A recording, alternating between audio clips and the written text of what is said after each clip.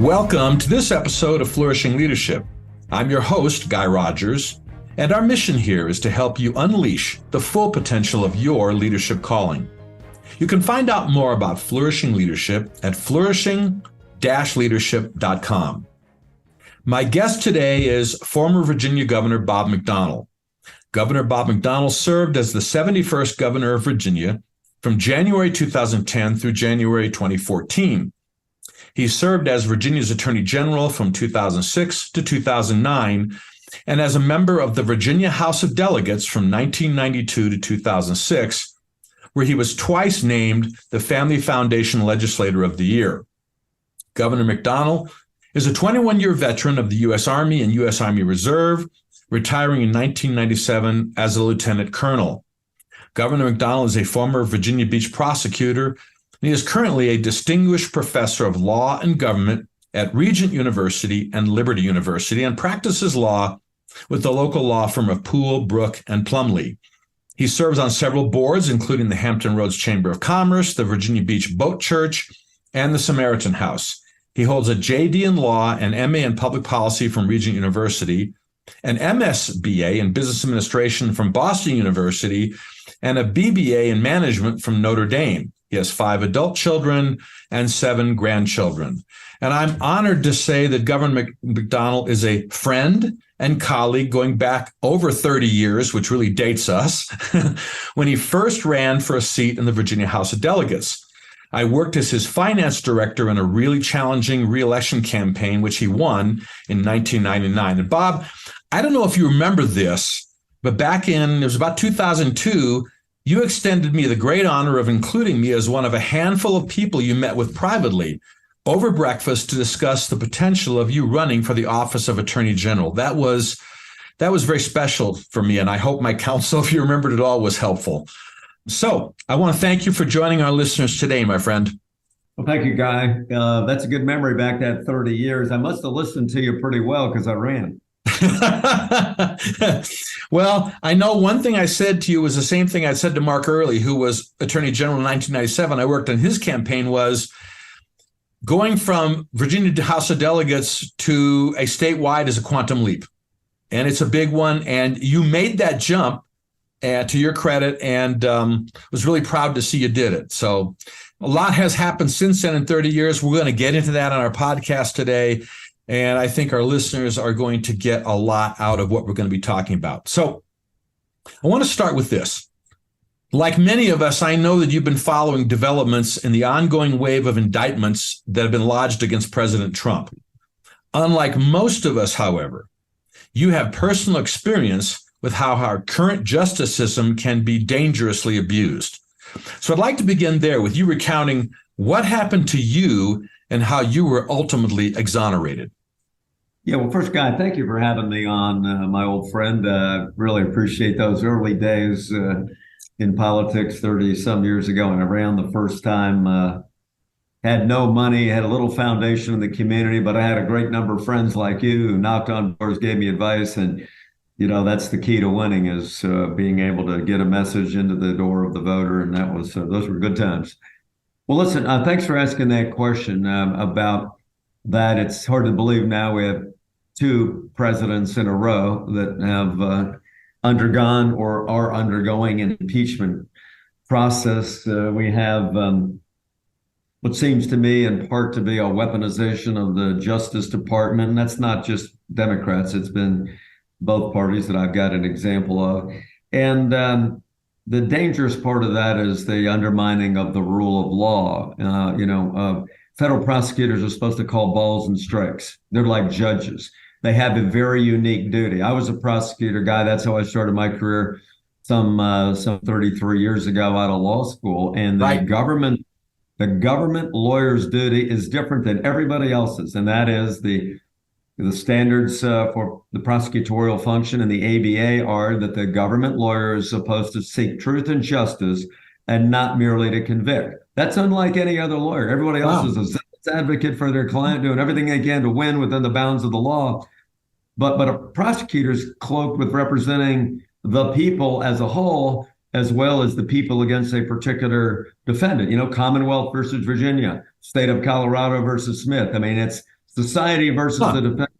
So they've got a unique function. And when you color your judgment about a criminal case because of a desire to win, because of a desire to be famous, because of dislike for that public official's position, whatever the motivation are, you really do damage to the American basic precept of the rule of law. And that's why these questions that you've asked, Guy, today are so important. As you know, I've been in public service 38 years. And then in 2014, my wife and I are both charged with multiple offenses by the federal government. And after 3.5 years and $28 million in legal fees, we're incredibly blessed with a unanimous reversal and dismissal by the United States Supreme Court.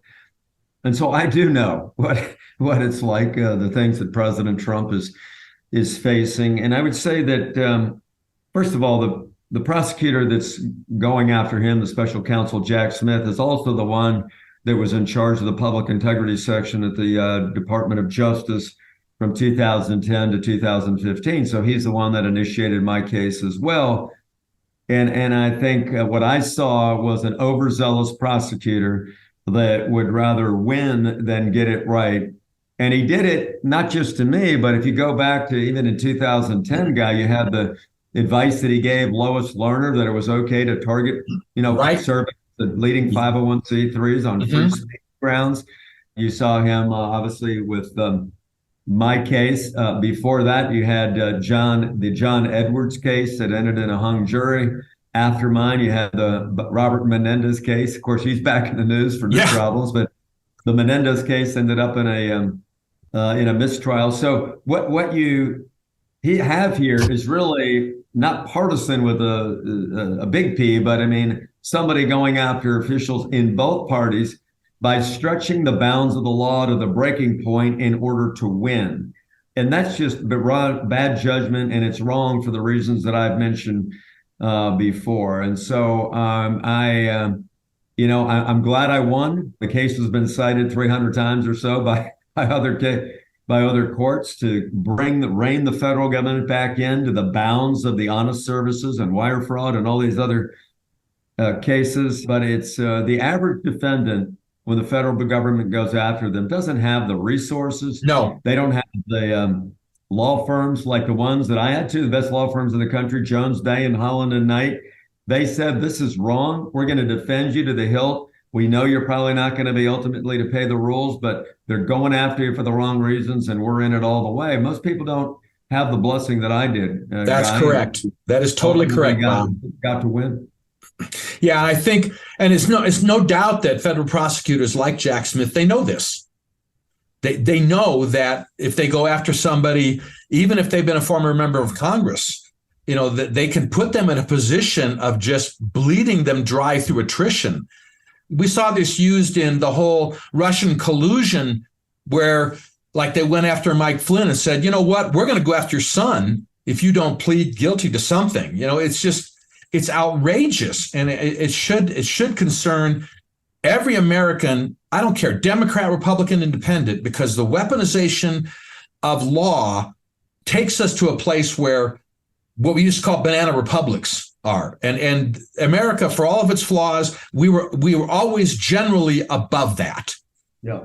And now we've crossed a line that I don't know if can we ever go back from.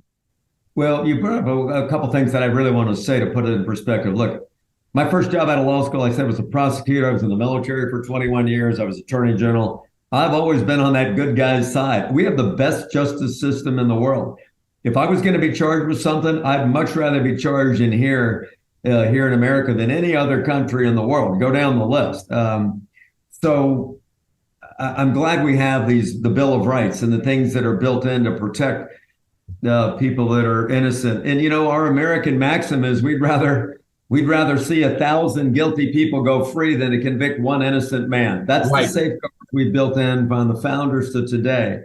But when you insert your own judgment and you want to try these novel new legal theories and hope you can convince 12 citizens that Bob McDonnell's a bad guy, and therefore you got to convict him, that's when you run into trouble. And, on these jury trials, I had my jury instructions in my case. I think there were 91 jury instructions, took 2.5 hours to read those to a lay jury of 12 people. And, Wow. it's almost mind boggling. And of course, they got the jury instructions completely wrong on 2 counts. And that's one of the reasons that the United States Supreme Court unanimously reversed them. But I think overall, like any profession, whether it's a government official or a podcaster or a lawyer or a teacher, there's bad actors in every profession. But by and large, our justice system, I would go to bat for it and fight for our system more than any place in the world. We just have to make sure that we get the right people in the system. Right. Not everybody's equipped to be a police officer and trust them with a badge and a gun when the adrenaline's pumping and making the right decision. Not everybody can have the immense power, money, privilege of the federal government as a prosecutor and cloak them with making a right decision and being willing to walk away from the case when the facts and the evidence and the law don't lead them that direction. Right. And that's the tough part, Guy. Yeah. Yeah. And it's really remarkable that your case was ultimately dismissed in a unanimous Supreme Court ruling. I mean, we know that there are justices who are very philosophically different. I tell you what, to your point, obviously when if Clarence Thomas and Ruth Bader Ginsburg unanimously agree on an opinion, you must have it right. That's right. That's when Justice Scalia got, you know who our champion was? The champion of the U.S. Supreme Court was liberal Justice Stephen Breyer. Wow. I cannot tell you, he's the only one that had any political experience. He'd worked on one of the Senate oversight committees when as a young lawyer, and he sort of understood the practical stuff about politics. And he just absolutely pummeled the Solicitor General who argued the case and destroyed the government's theory of the case, and basically said that, to give unfettered discretion to a federal prosecutor who is virtually uncontrollable has created the biggest separation of powers problem that I've ever seen. That's Stephen Breyer. And then he went on to dismantle, some of the theories of the case. And of course, it was a unanimous decision. But I was glad that it was over, and I'm glad they spoke so forcefully. But we had to show you the bipartisan support that people of goodwill in both parties actually realized why this was wrong and why it would affect people in both parties and every American, including not just political figures, but also business people, donors who wanted to get involved in the process. We had the former White House counsel for every president from Ronald Reagan to Barack Obama. 5 former White House counsel signed a brief along with 3 former U.S. attorneys general and others, saying essentially that if you adopt the government's theory of the law, that it's going to inhibit the average elected official from doing the job for constituents that they do every day in this country. I mean, very strong and forceful words. Chief Justice actually read the brief during the oral argument as an example of why the government's theory could not stand. So I was so blessed, Guy, that there was bipartisan recognition from people who would never vote for me that realized that this was a bridge way, way too far and that they had the law wrong. And now we have the same federal prosecutor, Jack Smith, going after Trump on 2 different cases and exhibiting, as I've looked at, I'm not a lawyer, but I'm not dumb either when it comes to reading some of these charges and going, I see the same pattern here of stretching to almost the point of unrecognizable stretching of legal theory to try to go after somebody. I've thought about this a lot because the worst thing for a lawyer to do or a justice system to do is to try the case in the press so that the jurors are so almost irreversibly tainted that they really can't give you a fair day in court, even though the judge is going to ask them, can you give this person a fair trial? Of course, I'm fair, but they're loaded with all the bias that in the paper, and I'm sure that was the case for me. But what we know is what the indictments say. We don't really know what the evidence is yet that they can actually introduce and get admitted before the court, before the judge, before the jury. So it's hard to make any prejudgments. there's a couple things that strike me right away. Number one, there are four indictments, one a state case in Georgia, a state case in New York, and then two federal cases, one in Florida, New York, and DC. But they start in January, like right around the time of the Iowa caucuses. Right. They finish in June around the time of the convention. Now, I don't know if they're colluding, but it sure strikes me as, the leading presidential candidate for Republican Party trying to campaign, during the height of the primary and convention season. I've given them the fair benefit of the doubt, but it really does look a little funny to me. I don't know about you. Yeah, well, I don't buy coincidences when it comes to political things like this. I just don't. And by the way, they could have brought these cases 18 months ago. They could have brought, They wait till the year before a presidential election. Come on. So let's shift gears real quick. So I have another friend. I don't know if you know him, former House Majority Leader Tom DeLay. I do. Tom was one of the people I talked to very early on in my case, because I knew he was a person of faith and he'd been through something similar. And so, obviously early on, I wanted to talk to people to get their advice. Ironically, God's given me a ministry now to talk to people of either CEOs or other elected officials who are going through this, so I can kind of walk them through how to get by this with your head up, with your integrity, and not lose your heart, soul, and hope while you're battling the government. Yeah, and Tom, I talked to him about his situation. He was, as you did, he was ultimately vindicated. Yep. And he has the massive legal fees, similar situation. And he told me how much he had grown in Christ going through that really several years of just, let's put it, hell. I mean, It was several years of hell. And so you mentioned this a little bit before we came on in recording this, but I'd like you to share with our listeners who each of them may be going through, have gone through, or will go through their own personal tragedies. Life is not without these tragedies. And how God worked in your life through this and brought you to a place of greater faith, greater hope, greater trust in God. Tell us about that. Yeah. Well, that's the most important question you're going to ask me on the show. And I'm actually writing a book on this topic to hopefully help people. The story of suffering in the human condition is an evergreen story.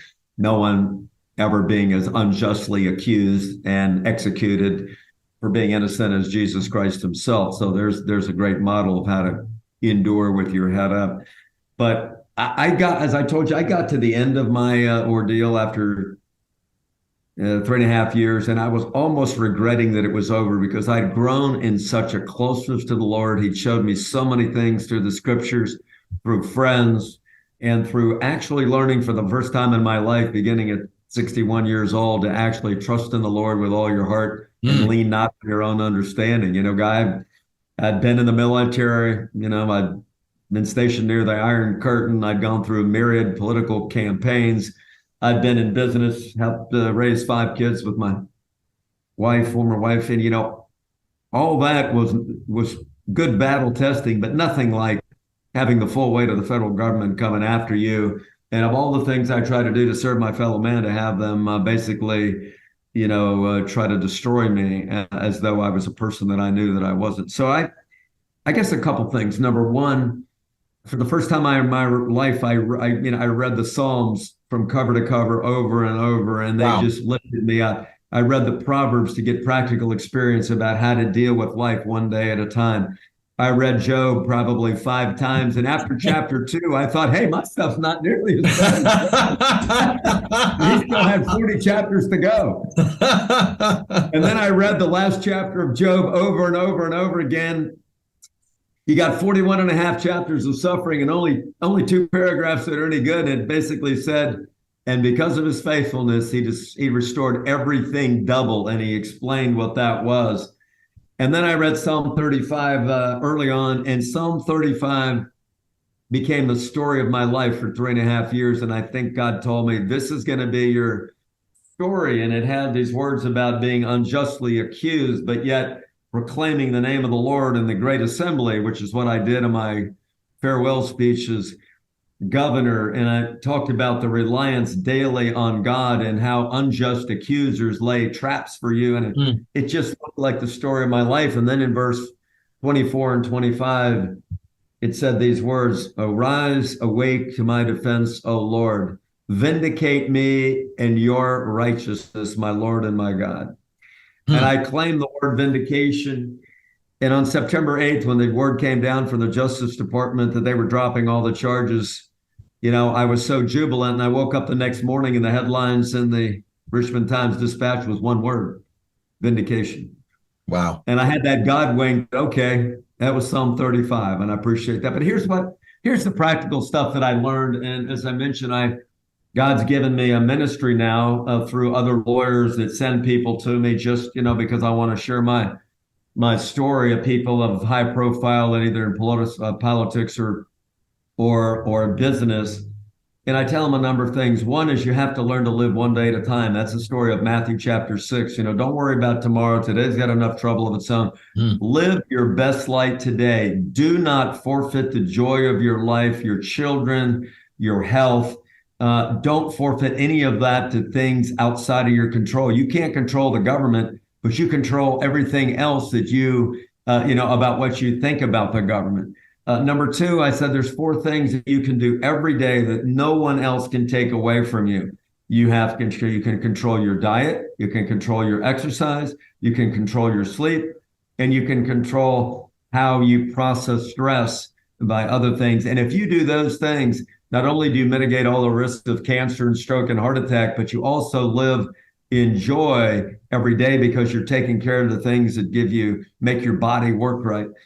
And then finally is you load yourself up, you load yourself up with good news. You surround yourself with friends. You turn out the negative. I didn't read the newspaper for almost 3 years. I knew it wasn't going to be good. I knew I had to be the star witness of my own case. I knew I had to help my lawyers and take care of my children, my grandchildren. And so I just completely tuned it out. I didn't want to read the bad news stuff, so I tuned it out, and it was the best thing I ever did. And then the last thing I told people, Guy, and this was probably the best thing that I learned, is the golden rule applies whether you're on the mountaintop or whether you're in the deep, dark valley.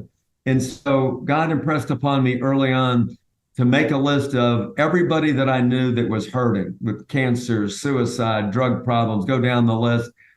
And instead of dwelling on my own problems every day, I called or texted one person or more every day and said, "How are you doing? Tell me about your story. What can I do for you?" I don't know where I got the strength, but God motivated me early on to do it. And after a while, my problems didn't seem to be that big at all because I was giving for the golden rule. I was giving and helping other people. So I can't take any credit for that other than the wisdom and the miraculous insights of God, that if I followed the rules that he laid out, that he would see me through it. And I swear, for the last 2.5 years or so, I didn't have any fear.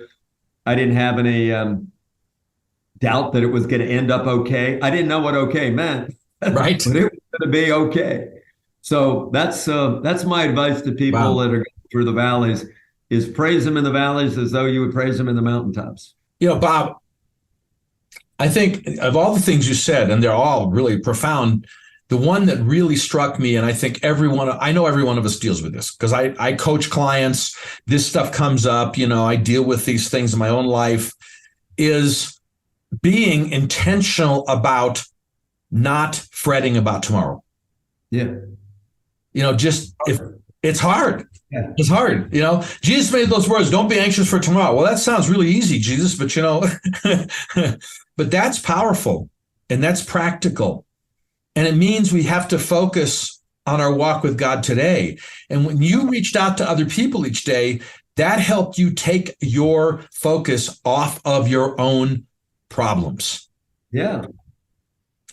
I mean, I can't explain it fully, but God just told me every day, you work out, have a good meal, read the scriptures, go to bed. I mean, I did some of those. And I can tell you that, the endorphins from the exercise sure bring in positive things into my spirit through the scriptures and through prayer and through admonition of friends. The more you give to people, the more you give in return. I mean, it's a central tenet of the gospel of the epistles of Paul. Yep. And then, that in addition to Matthew 6 is what we were talking about before about not worrying about today, about tomorrow. Philippians chapter 4, the first 12 verses are just beautiful because it's the Apostle Paul, who, by the way, was already in prison. He was in prison. That's correct. Yep. And he's saying, hey, I've learned to be content in all things, whether slave or free, hungry or well-fed. I've learned to be content because I can do all things through Christ who strengthens me. And I read that over and over and over, and I believed it and I trusted in it. And all I can say is that the power of God working in my heart, even in the midst of that, gave me great hope and joy and a peace that it was going to be okay. Yeah. Yeah. But you've talked about all the things you've done in public service and so on. And it points to how you and we have shared a common conviction that Christians need to be agents of transformation in the culture, whether it's in government, politics, education, business, media, and more. In today's cultural milieu, and we recognize how chaotic and almost insane it is becoming, and it's increasingly hostile to Christianity. There's no question about that. What would you say are the most important attributes Christians need to exhibit in order to be effective leaders and influencers in today's cultural milieu? In a word, I've thought about this a long time, and the undeniable answer to me is humility. The essence of servant leadership, effective leadership, the leadership of Jesus Christ himself was humility. It's the component that you hardly ever see on Fox or CNN or MSNBC. Right. It's not one that certainly dominates the debate tone in Congress or political campaigns.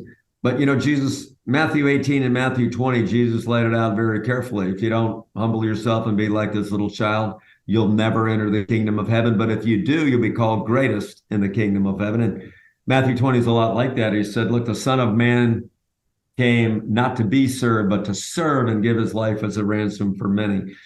And I'm sure you and a lot of your viewers, listeners have read the book Good to Great by Jim Collins. Yep.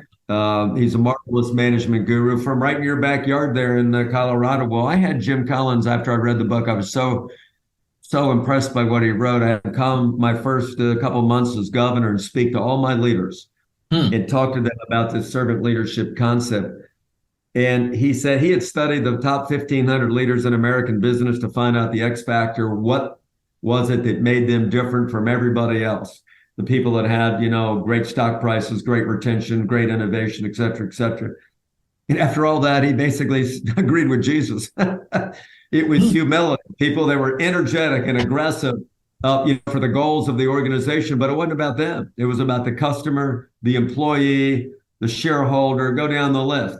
And that was the people that was worried about the succession plan, wanted the company to succeed, not fail when they left. And so I have unequivocally concluded that this idea of humility and all that it comes with it, which is a lack of pride, sharing of the credit, taking the blame, being civil in your discourse, that doesn't mean being a wimp, just the opposite, but it means the way that you look at the world is other focused. And that's why, I know that what I did to call those other people with troubles during my time, God blessed me in return with a great peace and calm to be able to endure my day-to-day struggles as well. So I'd say undeniably, there's so much written now about servant leadership. I teach a course on that at Regent University, but with that becomes, some of these other traits of generosity, of, again, sharing the credit.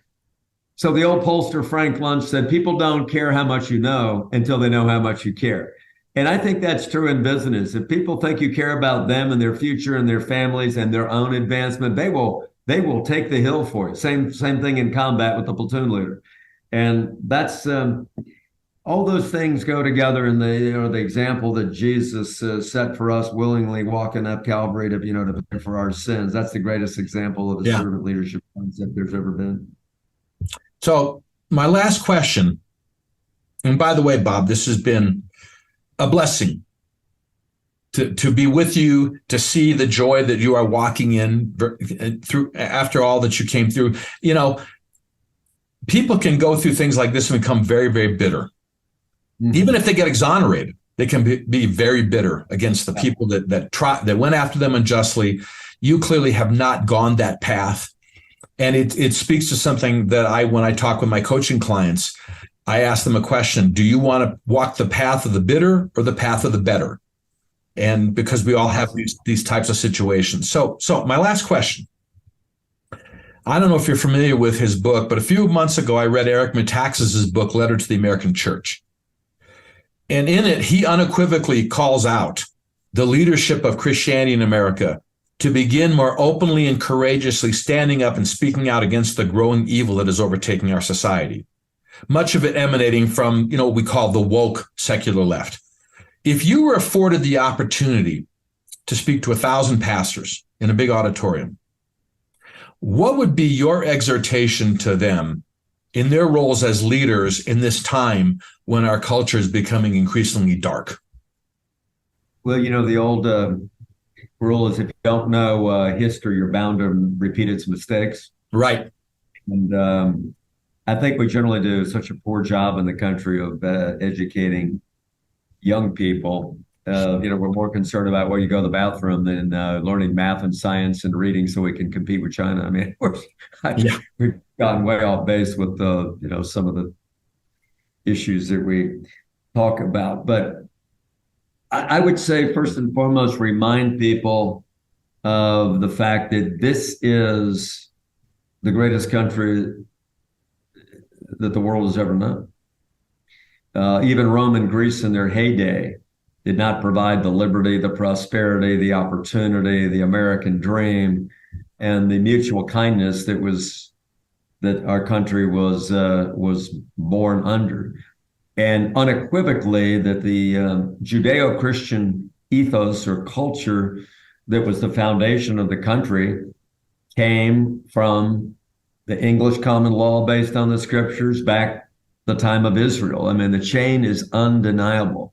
So if you want to know what the roots of the greatness were for this country, you trace it back to Christianity. Now, at the same time, you have to acknowledge the horrific, abominable national sin of slavery and the other things where American Christians have failed. Right. But again, we're redeemed. We're perfect. And I think that's important to make that distinction so that we don't fall, completely victims to the sins that every human being since Jesus Christ has walked the earth has sinned. But that doesn't, one sin doesn't define you. You have to look at our life's work in totality. Sure. Yep. So number one is teaching and reminding people of the Christian history. Number two, that out of that, even today, America is the most generous country on earth. Just Google generosity index. And for the last 10 years, America, on average, the most generous country on the earth in giving of time, talent, treasure, foreign aid. Go down the list. It's just because it's, once again, it's born out of this inherent moral sense of goodness that's baked into the fabric of the United States of America. And thirdly, remind them that, government is not God. Even though the government of America has generally created this amazing climate, that our king is the King of Kings. It's not the president, it's not the governor, it's not the local legislator. And so our duty is to be right and righteous according to the timeless principles of the gospel. I mean, we're first and foremost citizens of heaven, and secondly, citizens of the earth. I mean, so we live in two jurisdictions, but if you've got to make the choice, you decide with the king, which is why, for all my career, I've been 100% pro-life and was willing to year after year introduce bills to protect innocent human life. Was unabashed about that, running for governor, got $5 or $10 million of criticism about being pro-life and won by 18 points. Right. Because I think I stood for those principles of life and family, but at the same time, I said, I'm going to fix your roads and create jobs and the stuff people cared about. So I just guess God will always reward you for doing the right thing, even with our own vanities and failures and lack of living up, all of sin and fall short of the glory of God is the admonition of Paul. We know that. But I think, and if Christians are not going to up the bar in America and up the moral code and be the humble servant leaders that are always try to be the standard bearer for the high level of morality in the country. But who else is going to do it? Yeah, who will? Right. There is no standard. What we're doing now, what we see now, I think, is a long, slow death of personal responsibility. The secular left's idea is, look, we don't care what your behavior is. Anything you do, that's just freedom. Conservatives and Christians want to take that away from you. So just do whatever you want to do, and we will have a government program, no matter how much debt we go into. We have a government program to fix your problems. Yeah. And that has never been what America's been about. And so here we are with the lowest common denominator seem to be taking the front page of the Washington Post and the New York Times. So Anyway, that's what I tell these pastors to do. Okay. It's what they were ordained to do. It's what they were called for the gospel to do. It's what so many of them do. But be not afraid. I go before you always. And that's the way I looked at my court case when I was getting, pummeled by the media and the government. But I just know that walking arm in arm with the Lord and just looking at him and not the front page of the paper got me through 3.5 years. And I think pastors doing the same thing. They will usher in revitalization. They'll make it cool to be good again. That's the way we used to be. And if there's no strong church, you look at the example of Nazi Germany and about, a number of other examples through history. Without the church standing strong, evil will triumph. Well, and your point about be not afraid, and George Barna and I in a recent episode, we touched on some of these things as well, about the leadership we need from pastors to be courageous in the pulpit. And I like what you said. If we don't do it, who will? If we don't stand up, who will? And there may be a price to be paid, but if we don't, who will? So I appreciate those words. And Bob, really appreciate you joining me on the podcast today. And I hope our listeners have benefited from this as much as I have. You're an inspiration, my friend. It was certainly good to catch up today and then just see how well you're doing after having gone through the fire like that. So thank you so much. Well, I just appreciate you having a program called Flourishing Leadership. Strong leaders build strong culture, which causes people to flourish, right? Isn't that that's what the scriptures say? When the righteous rule, the people flourish, and when they don't, the people perish. Right. So I appreciate you making this this issue of flourishing leadership front and center for America, and it's really been great to talk to you, Guy, and be on with you today. Thank you. Thank you so much, Bob. As a certified professional leadership coach, I have the privilege of working with leaders of all ages and backgrounds, C-level executives, nonprofit leaders, small business owners, self-employed professionals. I'm passionately driven to help each of these men and women be better servant leaders every day. In this podcast, my goal is to help you do the same because that's my calling and that's my mission. If this message today speaks to you, please subscribe to this podcast by searching Flourishing Leadership with Guy Rogers on your favorite podcast app, Apple, Spotify, etc. You can find it on YouTube at youtube.com/Flourishing Leadership.